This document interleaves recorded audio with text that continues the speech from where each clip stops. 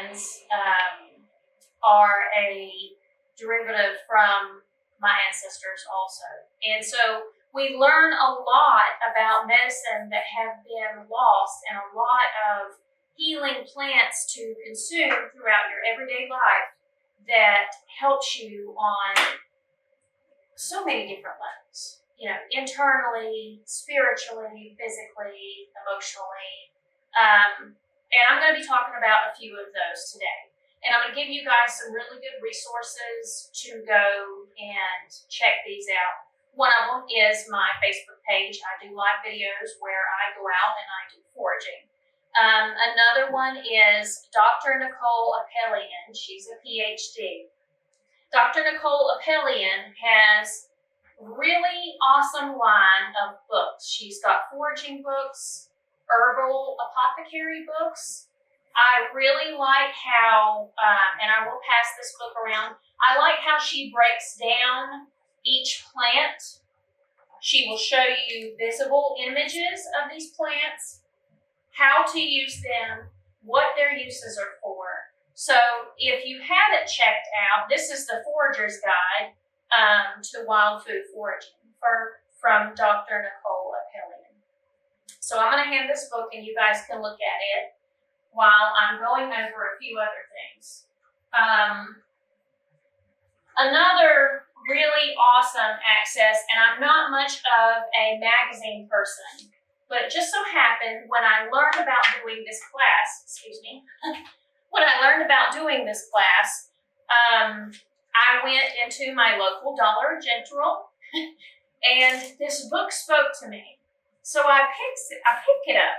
And I'm looking through this book and I said, holy macaroni, it has everything that you would need to know for a 101 beginner. And I said, this is perfect for my class. So I'm going to go through a few things in this book right now. I brought a lot of wild foraging plants, plants that you can grow, plants that have probably been in your grandfather's farm garden for years and you didn't know that it was medicine.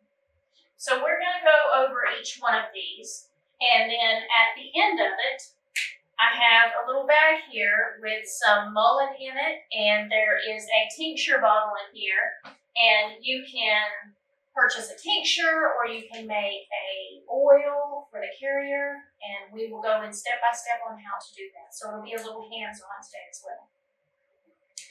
So kitchen medicine. Back in the day, people used to be labeled witches because they could go out in their yard and you could pick a plant and you could calm somebody's stomach or you could help them sleep at night. So every plant has a Latin name.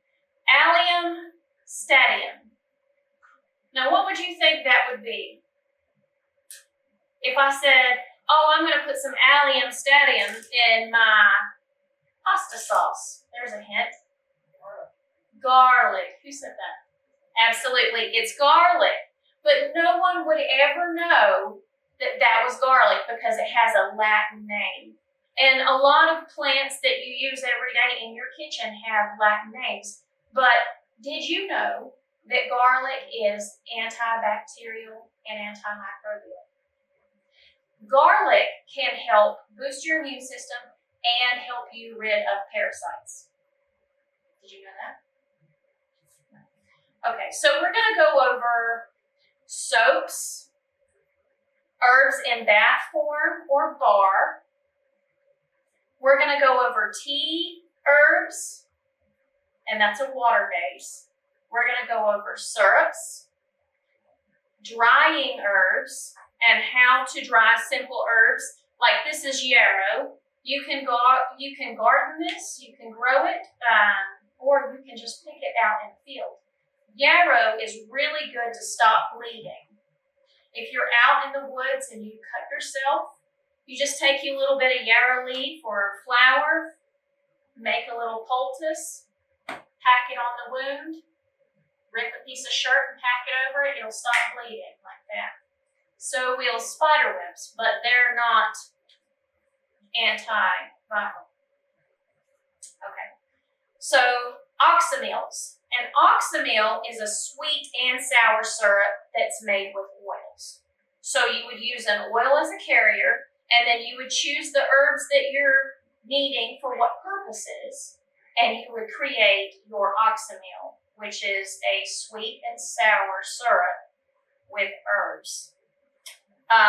There's herbal salts, there's herbal lotions, there's tonics or infusions. Now the difference in a tonic and an oxymel is that tonic is an infusion that you would take, let's see, if you're making a tea, we'll do a little demonstration.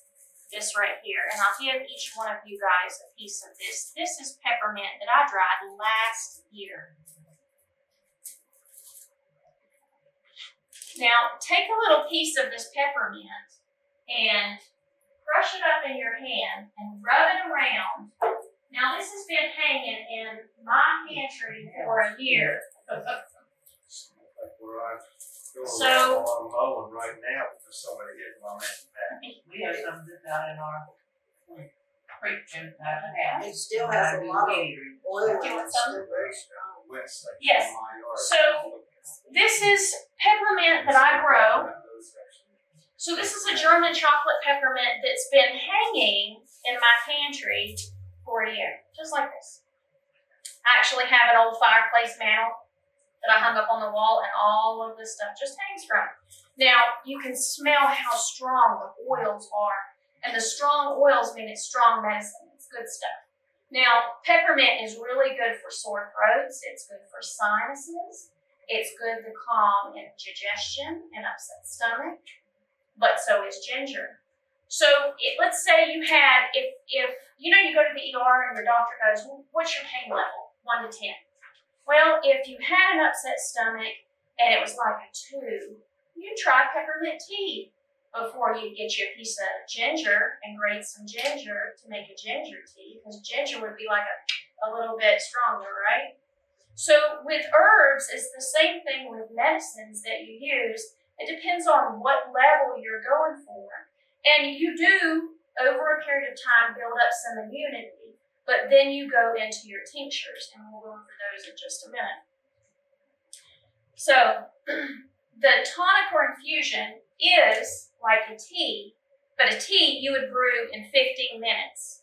If I was making an infusion of this peppermint, I would make a hot tea, and I would let it steep for 12 to 24 or 48 hours, because it would be drawing, it would be stronger, and it would be stronger medicine. You can, with any of these, you can make cough drops, sugar scrubs, bath and bombs.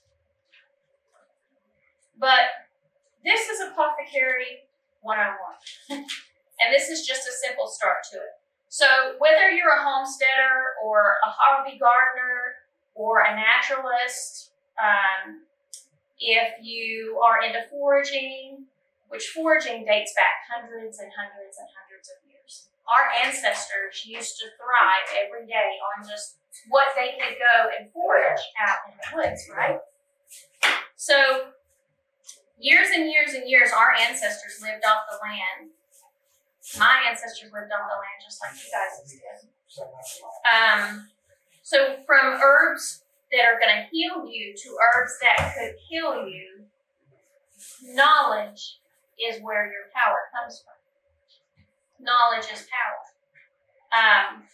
The same plant that you could take a leaf off of that could heal you, the berry could kill you.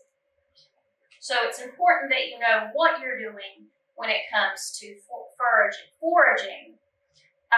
There's a whole world of knowledge out there to be learned. And our ancestors knew, and they were handed down from generation to generation, from grandmothers and grandfathers on down. And that's a little bit where my knowledge comes from that I'm going to share with you guys today. So we're going to start with a carrier oil. A carrier oil is an oil base that you use to carry the plant medicine, and it distracts or withdraws the medicine of the plant and it goes into an oil. I have an example right here. You guys can recognize this one. It's very simple. This one is dandelion. Dandelion oil is very, very, very good for your skin. They're medicinal. You can eat them. If you fry them, they taste like shrimp. I'm not kidding. But here is some olive oil with dandelions. If you guys want to pass it around, you can open it up and smell it. So that is a dandelion oil. You say you're using olive oil for that? I use olive oil for that one because it's internal and medicinal. That's easy to get too. So. It's expensive though. Now that we're going through a few carrier oils, I will bring these over here. And these are some oils that I use that I really like. And this is a personal preference. I had it as wine before in the town known for it, for a festival.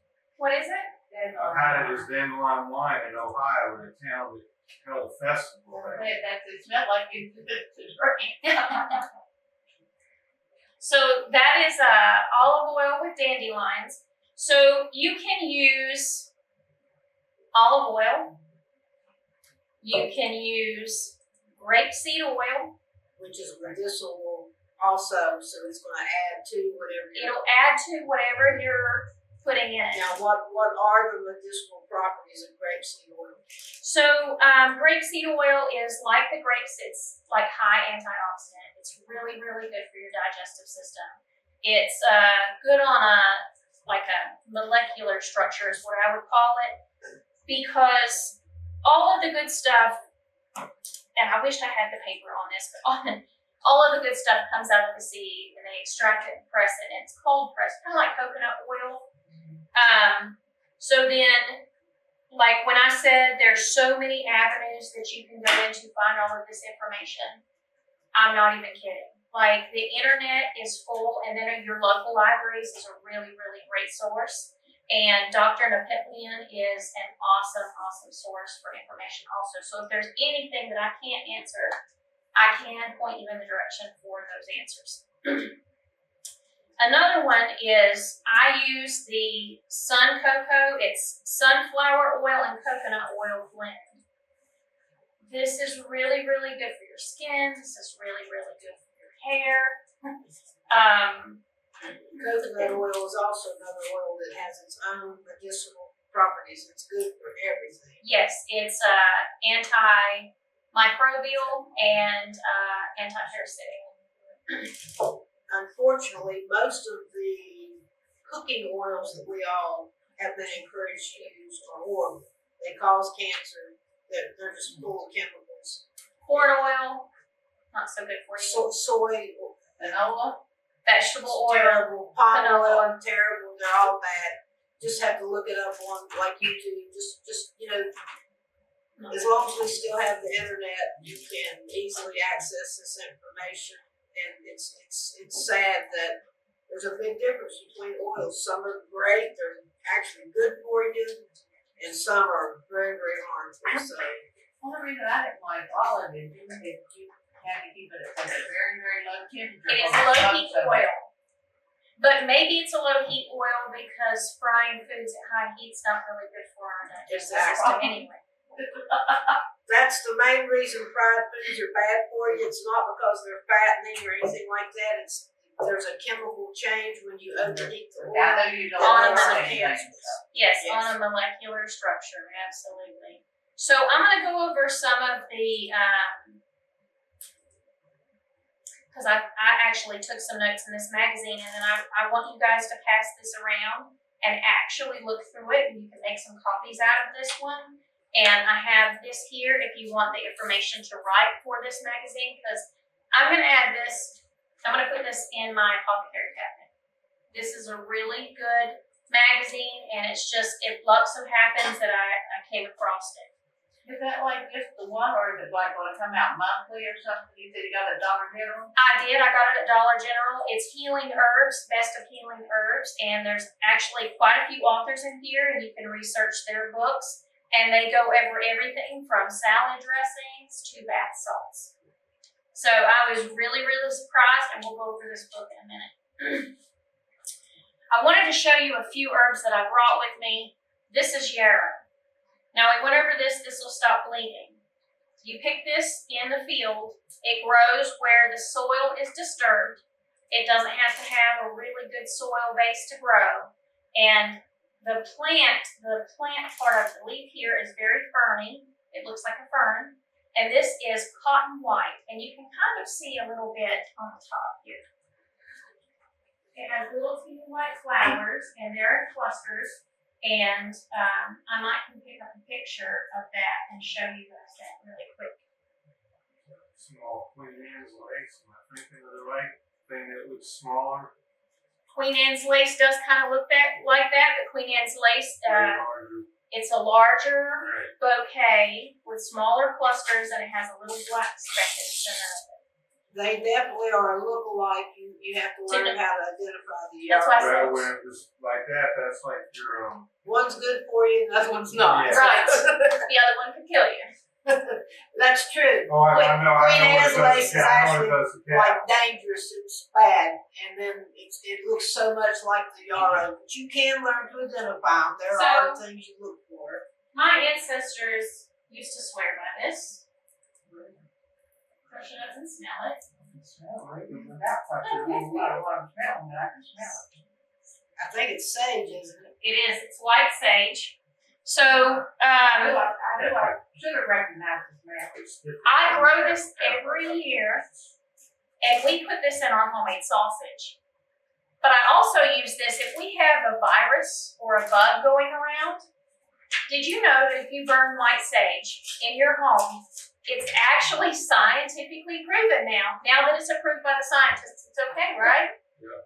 Yeah, it's scientifically proven that it will get rid of viruses and colds just by burning sage. It's In your like home. whatever, like you said, the gentleman at the powwow last year when a lady was talking about it, she didn't know that.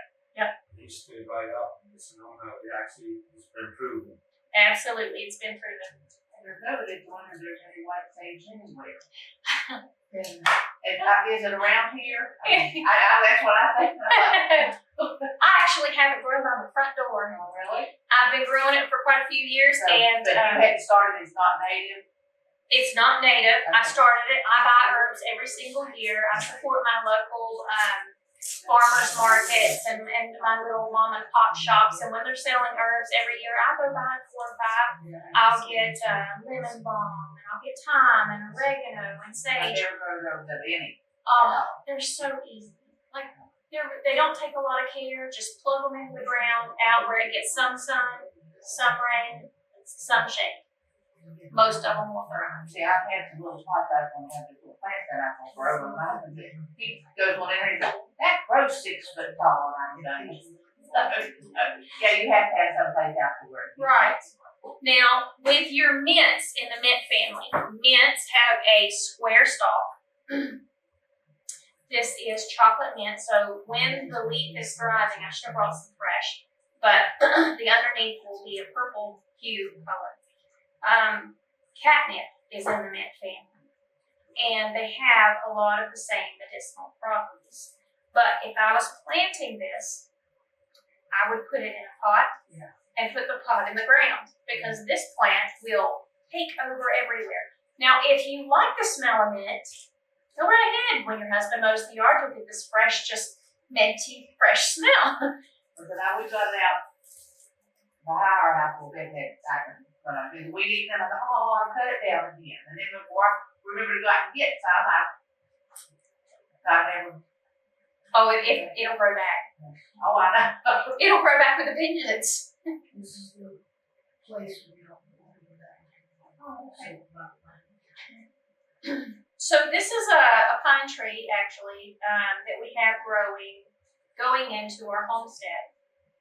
And I absolutely love the pine, but something that I brought with me today that I want to share with you guys that you can do with pine. Did you know horse liniment used to be made out of pine sap? So I actually have some. It can be used as a glue or a pitch I'm a weapon. or a pitch for the wagon wheels. So these are things that have been lost, but it can also be used for a cough syrup. Pine can be used for a cough syrup. Any kind of pine or any kind of pine? That's white pine. White This is white pine's the best. She's right. White pine is the best. There's a little bit of sap on the bottom. You can take the needles and you can use a mortar and pestle or just a regular knife and crush them up. You can make a tea. So I'm going to pass this around and you can kind of smell that. I'm pretty sure everybody knows what Why are pine you saying white pine is the best? Was it smell or just your preference? It just has more medicinal properties than the other pines. It's attorney benefits. So yes. Do you know that during COVID, this was one of the recommended treatments? Oh, really? White pine tea. You simply pick the leaves, bruise them, stew it up with hot water. The longer you let it sit, The the stronger stronger it gets. And people were using it to treat their COVID. So if you have a sore throat and you've got a cough, you can make a white pine tea and you can take some cloves and put some cloves in it. And you can take some of the leaves that come from this coneflower. This is a coneflower. This is echinacea. And before you guys leave, I'll be giving you some seeds to grow your own echinacea. Echinacea you can buy in the market, but before it was in the market, it was in the garden. I promise you. So the echinacea, you can make a tea, you can make a tincture, and y'all will be leaving with some of those seeds today. But it is a coneflower. So here's another form of pine. Can you guys recognize this one? Is it balsam? Spruce? So you can pass this around, and if you break the limbs, it doesn't matter. Pine is pine, and I just wanted to show you that, you know, a tomato is a tomato is a tomato. So another coneflower. I know the difference. I pick everyone too, but I don't. I find it fine. So another coneflower other than echinacea is black-eyed Susans. Did you know that you can make a black-eyed Susan tea? And black-eyed Susan will help you fight off the flu, same as the purple coneflower echinacea. Tomato is a tomato is a tomato. So a pine is a pine is a pine. Now there are different properties to each pine. There are different properties to each coneflower. But you can use a black-eyed Susan just like you can use echinacea. So and you guys will be leaving with some of these. These are easy to find. And you do that the same way, you put in your mortise and crush it up. Mortise and pestle, yep. And you can do it fresh or dried. Now, the one thing I will say about the purple coneflower echinacea is that I would encourage taking from the leaves for the first 4 to 5 years. Because most echinacea is made from the roots. And if every time you got a cold, you dug up your plant and hacked up the roots, it's not going to thrive. And eventually, the population will go down on that plant. So use from the leaves and the flowers first and foremost. This one is another mint family, and I'm going to pass this around because you'll notice the stem is square. It has hairy little fibrous things on the stem. Those don't go away when you dry it. This is a year old. But I'm going to have you guys take leaves off of these and crush this up. This is spearmint, and see how potent it is after a full year. Smells good.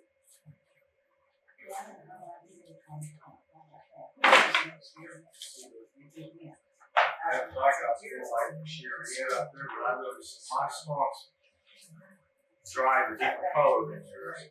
I still got some of them sitting in the thing. Did you dry them outside? I have them off on my porch. That's why. These were dried inside. I have a bundle this big that my husband tied up for me, actually hanging in our barn, and it is dried a different color. So your environment will. I wondered if it's out of the soil in the different areas, because you mentioned the shops that you go, Where do you go to the shops and buy the herbs? I've been in the one place that's even familiar with what you're teaching, and I think Skip had me up there on a Lanham? snowshoe at Elkins, and there's a herbal shop or I something up don't think I've there. been to that one. There's one in Craigsville, and they actually, I brought some of these,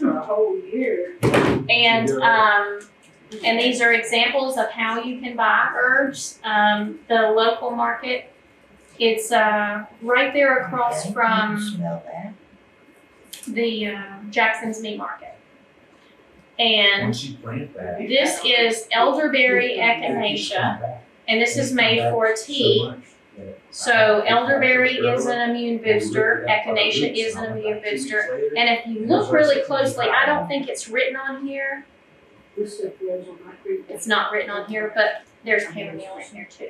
So that would help you sleep. So this would be an awesome way to mix your own tea. And if you want an antioxidant booster, you could put some black peppercorns in here because black pepper is high in antioxidants. Okay, when you get like this much, how much tea is this? So a tea ball, this would probably make 1, 2, you can stretch it to make 4 pots. But what we went over earlier, if you didn't want to do a tea and you wanted to do something a little bit stronger, you could steep it for longer and have to use less. This is chamomile. You guys will leave with some chamomile. You can take these in the spring and you can, the seeds are in the little home parts there. So just sprinkle the seeds out and it will grow. And this, when you plant this, and this will grow. Okay. Or you can use them as a tea to help you sleep. Chamomile Okay, also you do helps not sleep. consume that, you just consume the liquid, right? The liquid, yes. And this is stinging nettle. Okay, what does this do? Because I've heard of this. Stinging nettle is actually really, really good for your digestion. It stings you when you walk by. Well, you have to be careful what you do. What's anything good out of it? So here, this brings up a good topic. Next to stinging nettle, what always grows? Touch me not. Jewelry. Jewelweed or touch-me-nots. Because Yeah, that's You know, good for stings. where one plant will hurt you, the other plant will heal you, and they always grow side by side. Can. Yeah, my husband's covered in poison ivy, by the way. And you can't find touch me nots now. He Yeah. played with poison ivy vines after season. So jewelweed Yes. is one of the best treatments for poison ivy and poison oak. Now, what is that? Jewelweed Jewelweed, or touch-me-nots. that's that. Yellow or orange. Yes, it grows on the creek banks. Yeah. It's Has those real- cool little real, seeds real that go- juicy. It has a little Yes. orange flower. Ball stalk, Yep. real juicy. So we're gonna pass this around. Can you recognize what that is? Corn silk. Absolutely. Corn silk is so. I have a bunch in my freezer right now. You got to be kidding, I throw that away. It's great for any kind of urinary tract infections or Absolutely. inflammations. Like if your bladder is Kidney sensitive, stones. if you have kidney UTIs. stones, Well, Make I have you all kinds of tea. trouble with Into that. a tea, what You happens? make it into a tea make it into a tea. 2 to 3 times a day. And you can dry it out or you can freeze it to keep it through the winter months. That's the thing about this stuff. You have to collect it when it's in season. Right. Absolutely. And then you have to have it so that you have How it do you through the winter preserve it? months. I put mine, okay, so when we're doing corn for the season, I take my corn silk out and I only take the best parts. And then I put it on a cookie sheet and I turn my oven on the very lowest setting and I pop a wooden spoon in the door and I let it low and slow dehydrate. If you have a dehydrator or something fancy, you can use that Why do you do that instead of just letting it air dry?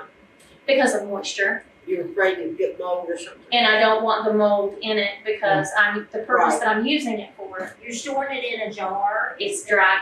I mean, is that how you store it? Yes, that actually sits in my apothecary cabinet just like that. So you have to have it in a container that's sealed before you preserve it. Is that what you're saying? And I don't have a lid on that. Well, Right now. you know, No, I don't. unfortunately, if you put stuff in baggies are made out of petroleum, Plastic, leeches. plastic. So they're pretty inert, but if you have a choice between a glass jar and a baggie, the jars always will be You could better. just use the regular white canning jars. Or even save the jars when you buy stuff from the stores that Oh, yeah. have the rubber ring. And it doesn't have to be a huge jar, because if you start getting into this, you don't need immense amounts of any of it. You just need enough to get you through the winter months, you know, so. And the fun of it is harvesting it and being out in nature, getting your year supply for next year when it comes available. This is mullein. Mullein used to be packed in a pipe and smoked. Mullein is really, really, really the best thing for asthmatics. If your bronchial tubes start to close and you're having spasms and your asthma you have to have an asthma attack, crush you some of this and smudge it, like smoke it, and then breathe in the fumes.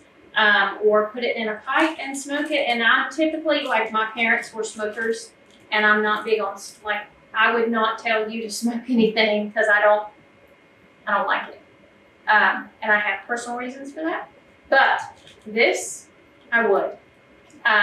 It does not make you feel loopy. It does not make you high. It does not, that's not what it's for. This relaxes your bronchial tubes and helps relieve the mucus and congestion in your esophagus, your sinus cavities, your lungs, and your chest. So, Okay, and it's just as good. I'm a 30-year smoker, quit 20 years ago. it will help you. I would not smoke anything, but you could just You could smoke. You could just burn smell that and then burn it in a like a plate or something that you don't mind just getting. start burning. Start it Yeah. burning, and you can just woof the.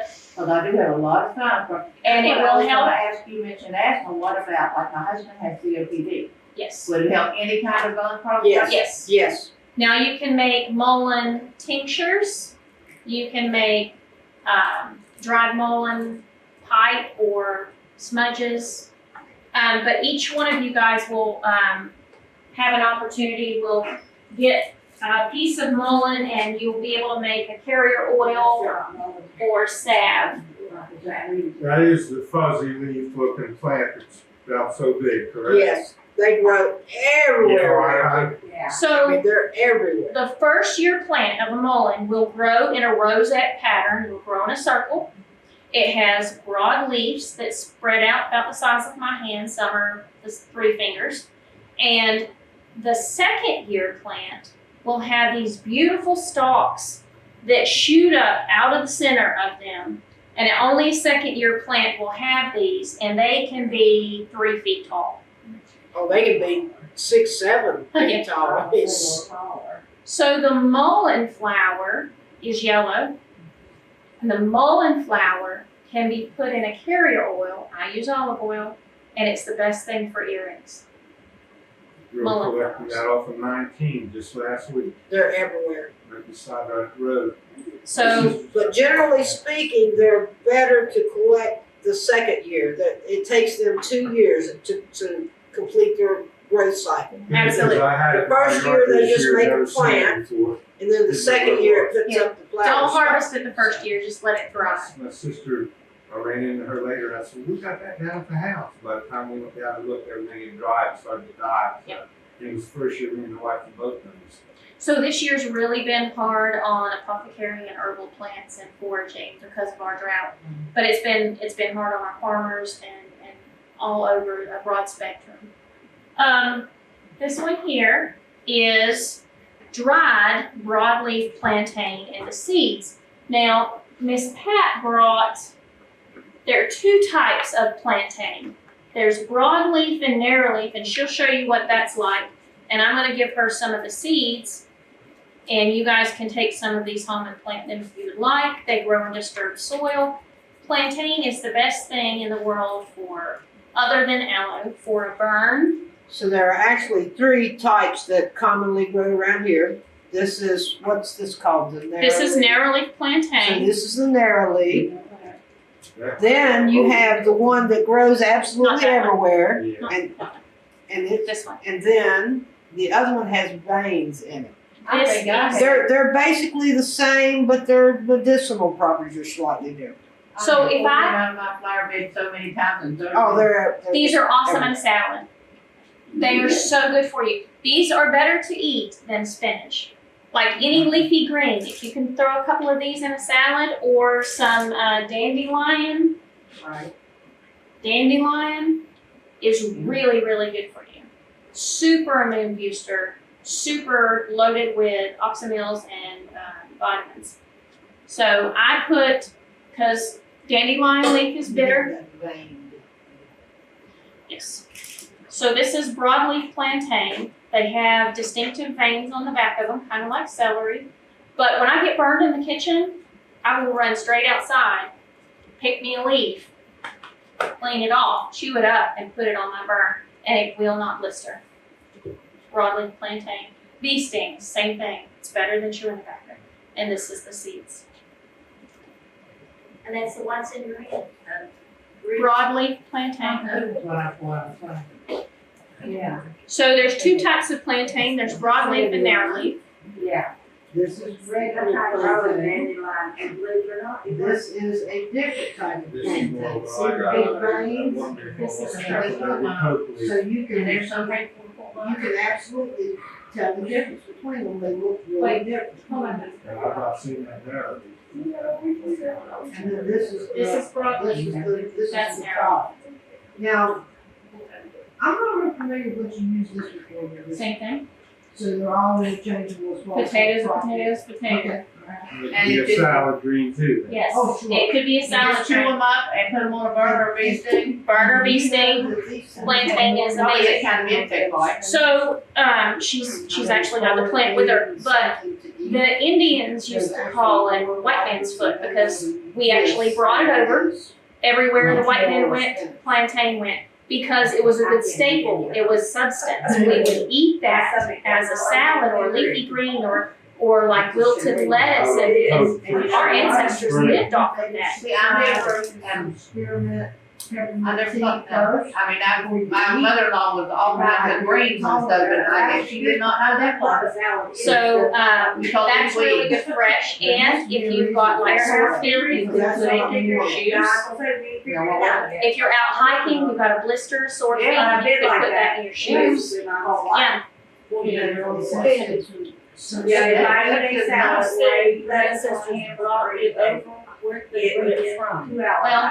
Some of my ancestors, but so we just went through Columbus Day or Indigenous Day, and when the settlers came over, they brought regular tobacco, which Indians already had tobacco. They grew wild. It was just a different type. And then the broadleaf plantain or white man's foot. Spinach dog. Spinach dog. Oh, I love it. That's it. I had all the different. Did you hear that? The plantains that grow absolutely everywhere are not native to North America. That's what she was saying. They brought those with them from Europe. For substance. So that tells you right there how medicinal and nutritious it was. That was We one of already the followed important things Basically, they it's an carried over. invasive species if you really want to Yes. protect it. And Yep. you know what? They probably brought it over just like this, in seed form. And one stalk has like 1 million seeds. And I actually take the seeds in the year, and I think it's fun because they kind of go right up, and I just throw them. Mm-hmm. Oh, I know. I didn't realize, okay, 'cause they come right off. Right out of the I center. didn't know what that was, but when you said that, 'cause I've done that many times. It's fun. So you can take the seeds when they're fresh, and you can roast them like sesame seeds, and they're edible. And probably really good for you. Yes. So basically, the whole part of that plant is Is- just like a dandelion. absolutely. The dandelion root and everything else is also. I didn't realize until just a couple of 3 years ago that you could eat a dandelion. I had never heard of that. Oh, honey. So Take the dandelions, and I just rinse them in a little salt water, just like I do my mushrooms. And you take the dandelions and you dip them down in a little flour bath and milk and flour, and then deep fry those bad boys and put a little Creole season on them. You think you're eating a fried shrimp every time. Not kidding, it's delicious. So I want to go over this. This is called a lichen. This grows and it attaches right here on a tree. And I actually got these off. Ivan, did you get the staghorn sumac? No, I It's didn't in touch the that. It's in the back. He's a big baby. So this is a I didn't know if lichen. I got poison ivy or it was staghorn sumac. No, So I didn't no. touch it. Poison sumac is different than staghorn sumac, and I'll explain that in a minute. That's why I said knowledge is power. When you know, you know. Okay, so this is a I wasn't lichen. taking any chances. He's a chicken. This is a lichen, and it grows from the tree by the base, and I'll let you guys pass this around in a minute. But the old timers used to call this old man's beard. Can you tell why? Call it what? Old man's beard. Well, except it looks like an old man. It looks like an old man's beard. Yeah. So this is a lichen, and it is called Usnea. No, I did not just sneeze. Anti-cancerous, It's anti-cancerous, antimicrobial, antimicrobial, antibacterial, antiviral. This is gets rid of the flu. a tincture. You remember we went over the different ways that you could use herbs. Tincture is one of them. Tinctures can be glycerin-based or alcohol-based. If you have trouble with alcoholism, you can do it glycerin-based for you or your children. This one is in vodka. 99 to 100 proof vodka. You take your Usnea, Could you spell that, cause I'm not. Usnesa. Usnea. Gesundheit. That's what- So you take your Usnea, and I just literally, and I brought some herbs and tinctures and stuff out of my cabinet just to show you that you don't have to have fancy bottles to do this. You don't have to do it all up. You can put it in a pickle jar. Just make sure it's clean. So you take your Usnea and you crumble some of it up and you put it in your vodka. You shake it once a day for a couple weeks. The longer it sits, the stronger it gets. This is an antibiotic. And it's free. Oh, you're talking about like penicillin and. Yeah, Oh, my God. you can use it on a sore on your skin, you can take it internally, infected gums. You can even use it in your eye. And you're talking like a teaspoon at a time, 2 or 3 times a day, I mean. Actually, if you make a tincture, I would put 4 to 5 drops in a small glass of orange juice. Oh, just drop, like. Yeah. And how often? That's Twice what a I'm day. not, that's not something I've recognized. I just wonder what it looks like when it's actually attached to. Then I would consult a doctor. And with anything you want to start out small. When you're taking a new herb or experimenting with peppermint, even peppermint, some people could be allergic. So start small. I'm not telling you to go out and take a whole teaspoon of this stuff.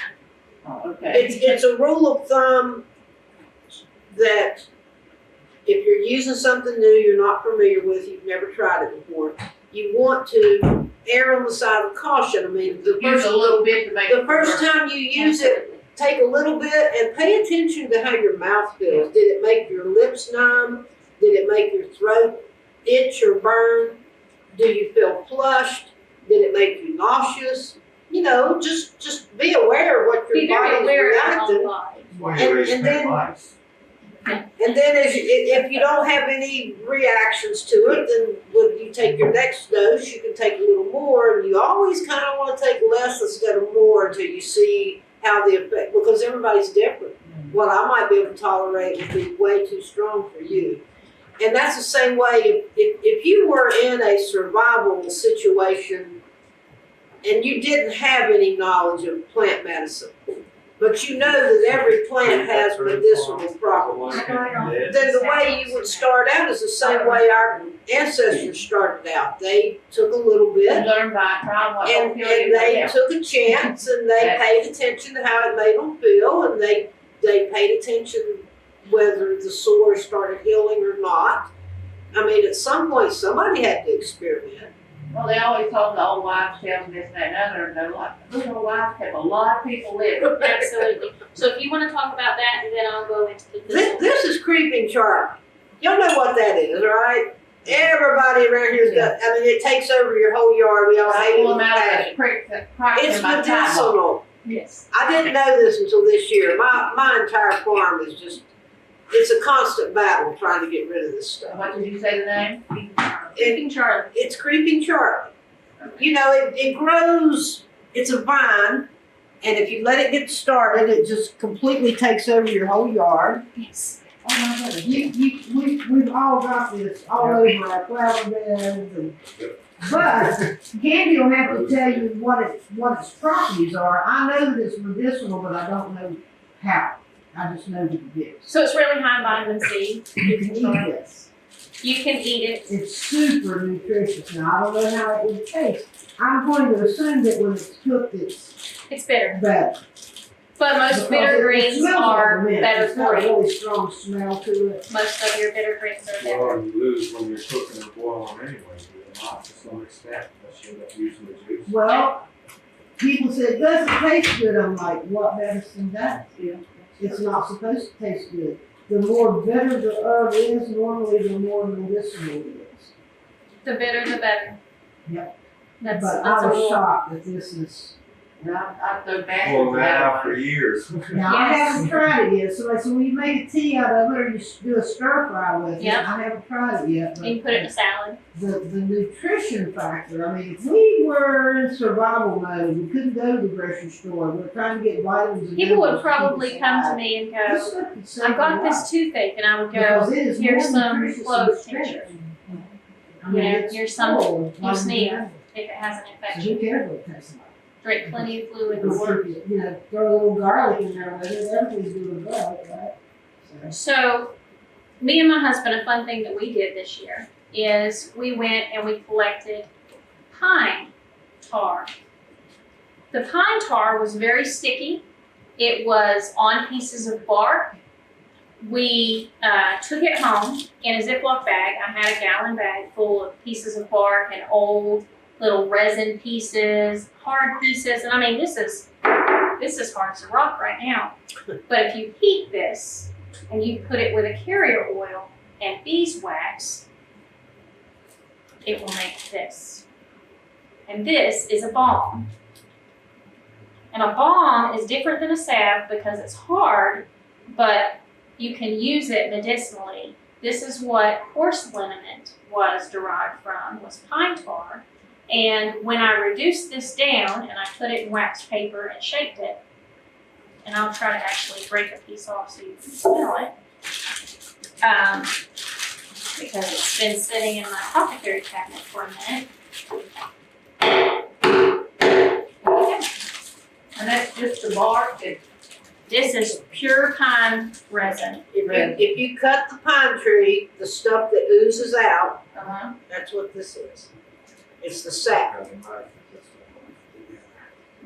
You can just pass that around. Now, I'm assuming you could drop this into your tea, right? You could. And it would be almost the same as the white pine tea, same principles. So when I reduced this down, I kept the water that came off of it and I reduced that down and I made a liniment for sore muscles. That's actually in my apothecary cabinet right now. So this is the balm. Now if you heat that, it will turn back into liquid. Yes. If you heat that, it will turn back into liquid. You can add your carrier oils or your medicine to it. And I'm going to go over kitchen medicine for a minute while you guys are checking that out. If you heat that and you add cayenne pepper to it and peppermint to it, and then you pour it in a little teeny container. Do I have one? So cayenne pepper, this is the pine resin one that I made. It smells so good. And I don't make anything that will harm you, so if you see me open something with my mouth, it's okay, it's all natural. I mean, Remember when she told you that the yarrow would stop bleeding? Yeah. Cayenne pepper will also stop bleeding. You can just make a paste out of it, slap it on This is there. the one It's with antibacterial, antimicrobial, gets rid of all the infection, and it'll stop the bleeding. so this one is really, really good for colds and flus. Yeah, it does. This one has cayenne Put pepper. under your nose and Mm-hmm. Or on your Like you chest. said. Mm-hmm. Yes. That's a homemade Vicks cream. Yeah. So this one is for sore muscles or to bring blood to the area because it's got cayenne pepper in it. You could use it as a lip topper. Not even kidding. But I like this for arthritis. I like that for sore muscles. I like that for joint pain. Like if your hand was hurting, it would. That's now strong cinnamon. It is. It's got cassia oil, which is cinnamon oil. It's got clove. It's got cayenne pepper in it, and pine tar. That's not good for me. If you take cloves and cinnamon and cayenne pepper and put those in your hot chocolate, it actually tastes wonderful. Oh yes. And it has all kinds of medicinal properties, especially in the wintertime for anti-flu, anti-colds. Okay, see now, here's what I'm Oh man, thinking. those are good.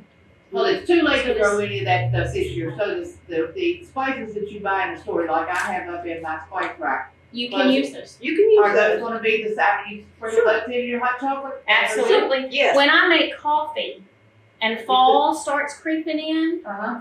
I put cinnamon in my coffee. If I've got a sore throat, I add cloves to it. If I've got an upset stomach, I add ginger. Cinnamon is also anti-cancerous. And we've got just a little bit. Yes, turmeric. Well, the Yes. And my sweetness. chocolate was originally discovered by the Aztec Indians. Oh, chocolate. Don't And get me started. the cocoa bean Yeah. originally grew in those countries where it's really hot, like Mexico and Spain, you know. And the original recipe that now when they used it, only the royalty was allowed to drink the hot chocolate. The regular Chocolate wasn't for peasants. No, it was a royal drink, and they always put cayenne pepper in it. The Yes. original hot chocolate recipe Had kind of. had cayenne pepper in it. I think I and- got some of them. And the first time I ever tried it, I was like, oh my gosh, this is delicious. Cayenne pepper. Oh, it's We got great. vanilla. I mean, you don't put a whole bunch. Yeah. You know, you just put a little tiny Yeah. bit. If I make It that just sound, adds a little Is it extra too zip much to the that chocolate, you- and the two of them go together. Not unless you're It's- allergic to it. It's unbelievable. I don't even think I have any cayenne pepper at home. I'm gonna buy some. Well, it's absolutely good for you. You should put it in everything. I'm gonna pass this When you're around. cooking, you should always just shake some cayenne pepper. You don't have to use enough to make the meal hot.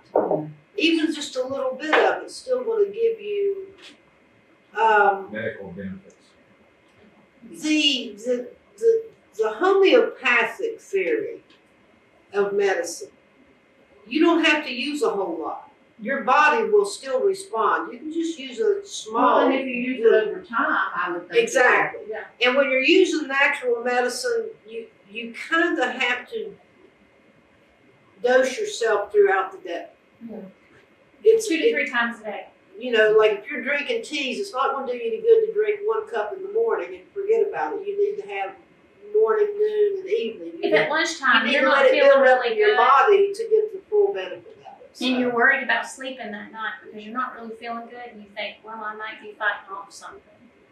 You take your echinacea, your usnea tincture, put a couple drops in a cup of chamomile tea before you go to bed. While you sleep, those are fighting off whatever cold, and the chamomile's helping you sleep and calming yourself.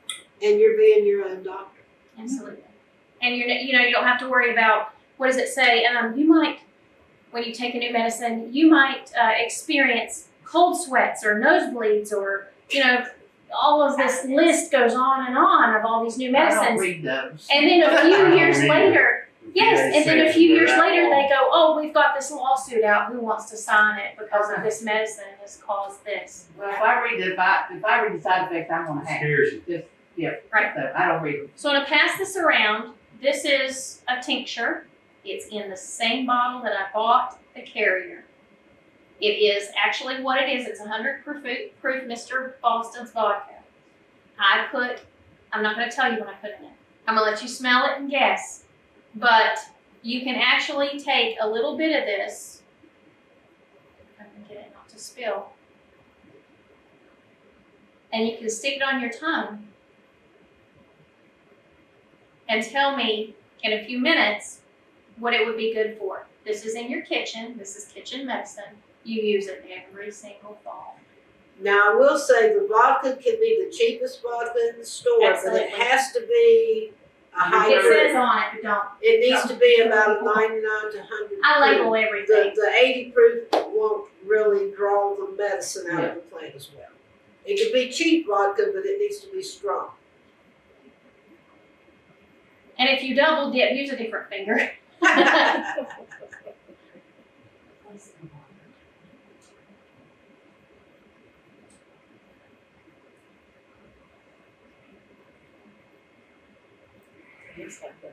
If I thought of it. No, but I do make my own vanilla.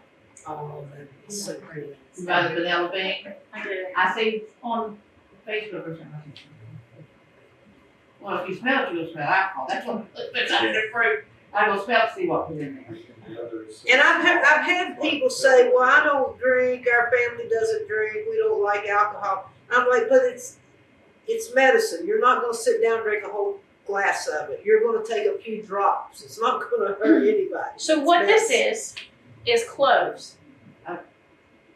I'm getting there. I say cinnamon, no, I'm getting there. Do you know why that the settlers used to put cloves down in their ham? To kill bacteria from bad meat. You're close. Ham has parasites. Oh, Pork is parasitic ridden. That's why they say don't eat it raw. Cloves is anti-parasitic. It will help get rid of parasites. So that's where the cloves stuck down in the Christmas hams I'll be darned. come from and why they did what they did. So there's always a reason to the madness of our ancestors and why they did what they did. But the cloves, like I touched it to my tongue, the tip of my tongue is numb. If you have a canker sore, if you have a toothache, you know, your grandfather probably put whiskey, right? Your grandmother probably put clove oil. So you can do clove oil or you can do clove tincture. It's the best thing in the world for a canker sore, for bleeding gums, for parasites. If you went out of state or you might have ate something that you think you might have parasites, giardias, beaver fever. So you can buy clove oil. Yes. That's not gonna be the same though as making. Or you can go to your It's a local big- spirit store or whatever. Yeah. Get you a thing of vodka and put the little containers that you get at the grocery store. Uh-huh. Smash them up, put them in there. Let it set. This is a year old. My husband, it was a funny story. We were in our apothecary cabinet and he goes, oh, he wasn't even looking. He goes, what's this? Look, took us, he goes, why do you let me do that? I almost peed my pants. I'm not even kidding you. I said, because you're the dummy that did. So, yeah, he walked away for a little while. It's actually amazing all the medicinal properties that cinnamon and cloves have. And that's why they're in so many recipes. Yeah. Bug spray. How many people have seen the warning labels on the DEET bug spray? Yeah. How hard is it to grow geraniums? Geraniums. This, There's another thing All this these she buys every year. you plant these in the middle of your, marigolds, you're right, sorry. My Is it brain marigolds? These are marigolds. Oh, I would say we don't do marigolds, but marigolds is my husband's favorite. Yes, Every so- year they kept the rabbits away, so they turn Right. to rabbits. But this is in a tincture, it's not in an oil form, because what I'm gonna do is I'm gonna half and half this with an oil and water and a little bit of this vodka that's taken all the medicinal properties out of the flower, which is a bug repellent, because we plant these in our gardens to keep bugs away. And I'm gonna put it in a little shaker bottle and spray it on. Next time the Okay, bugs so are. this is alcohol. Tincture is alcohol. Yes, or glycerin, Or glycerin. yes. And y'all can pass that around. I just didn't know that. all your Just 3 days Now, ago. correct me if I'm wrong, Kandi, but if you knew for sure you weren't going to ingest the mixture, her husband. if you were just going to use it as a bug spray, you could use rubbing And if you alcohol. come here I'm every sorry. day, so You could, but I would think that vodka would be better for your body to absorb. That's true. The dairy didn't It's take still gonna absorb it once it goes through your skin. Yeah. Nothing like her. I'm 100% natural. So I brought all kinds of I brought steamed nettle tinctures and Oh, no. you name it. Do it. I brought it today. Oh, that's, They why completely- come out, there yeah. you go. Now, what do you use stinging nettle for again? Steamed nettle is good to calm rashes and Like skin. skin scrapes and stuff like that, skin issues. What's your best mix for arthritis?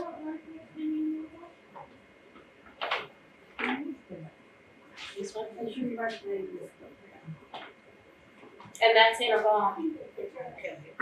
Like if you rub some of that on your So what's in this one?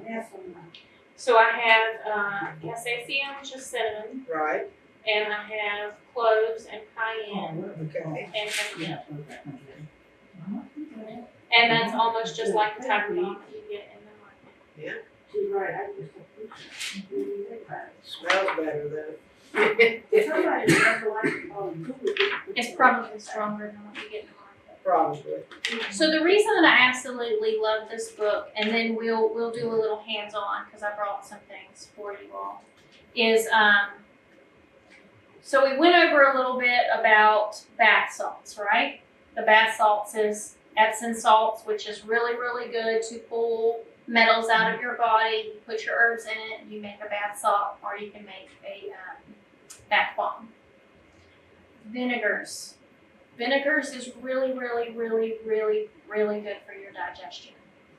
Apple cider vinegar or? Apple cider vinegar. Always. White Always. vinegar is a chemical. It has nothing natural in it at all. So if you're peeling apples to make an apple pie, take the apples, put them in a large jar with a cork, put a little bit of sugar in that, and fill it up with water.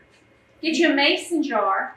I did that, she did What- that last year, yeah. Yes, one of the little small mason jars, and put it in upside down to push all the plant matter or whatever product you're using down, and then put a cloth over it or a loose fitting lid and make sure you burp it, and you've got your own apple cider vinegar. It will build a SCOBY on the top of it. The SCOBY is the mother. That is what you can take some of that, just like a starter with sourdough, and you can make you more. So vinegars and oils, and this is why I absolutely was blown away by this book. Now the SCOBY she's talking about, have you ever got down to the bottom of a bottle of vinegar and there's this slimy, That's the Don't- SCOBY. don't throw that away, that's the best part. And you can take that It and doesn't put look it in, like it, but you can take that and put it in the apple peelings with some water. and that's your And starter for your it'll make another jar of vinegar, and Apple you can cider keep it vinegar. going forever. So it just, it's like, now do you have to feed it like you do sourdough, the No. normal sourdough? No, it eats the sugar from the apples. And once the plant matter's all broke down, you can strain it, put it in a bottle, and just put your SCOBY right in there with it.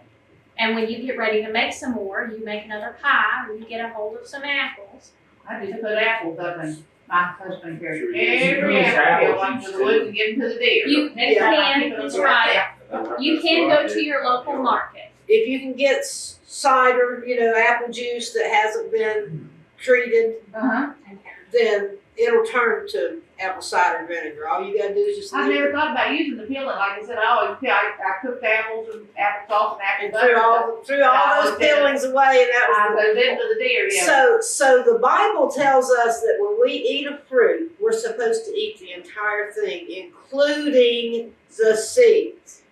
The seeds is where most of the medicine is in most plants. Except for apples and grapes.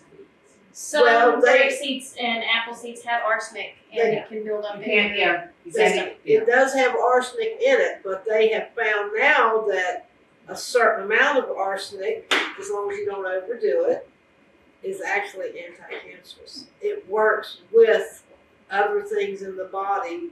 I'll have to study it. Yeah, it's really interesting. So, we went over vinegars and we went over tinctures and honeys. Of course, honey is really, really, really good for you. You can take a wound that has a bacteria in it and you can put honey on it. That's what my native ancestors used to do. Honey was strong medicine, and honey would cure an infection, and you could put it on. Pulls the bacteria out from the honey. Absolutely. I know it's supposed to be, I've read that local honey, not like, Yes.